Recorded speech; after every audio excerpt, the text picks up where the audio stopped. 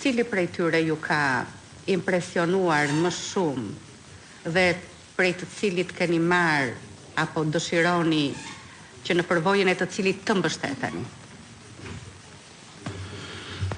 Unë e vlerësoj punën e të dy drejtuesve pararendës, dhe zotit Kraja dhe zotit Dumani. Secili prej tyre ka aftësi të veçanta që si ka tjetri.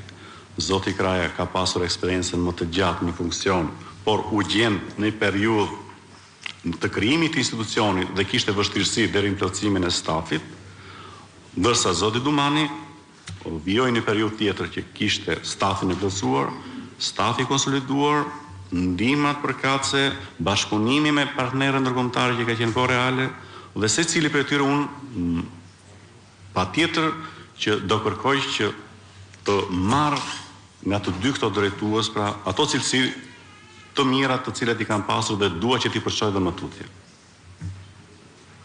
Faleminderit.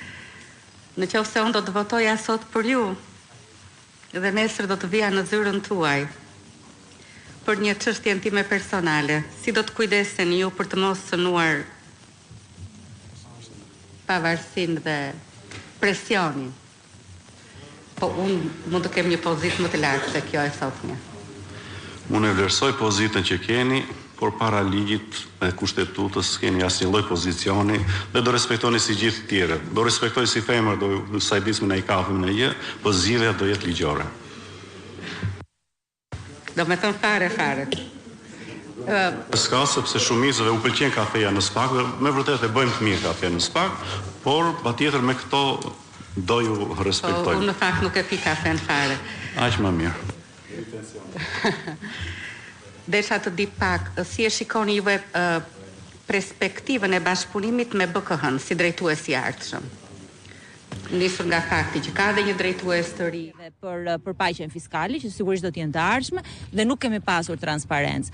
Në këto kushte ne do të kërkojmë që ky të tërhiqet, nëse ligji nuk tërhiqet, ne kemi përgatitur dhe disa amendamente për t'u përpjekur për ta kufizuar dëmin që ky ligj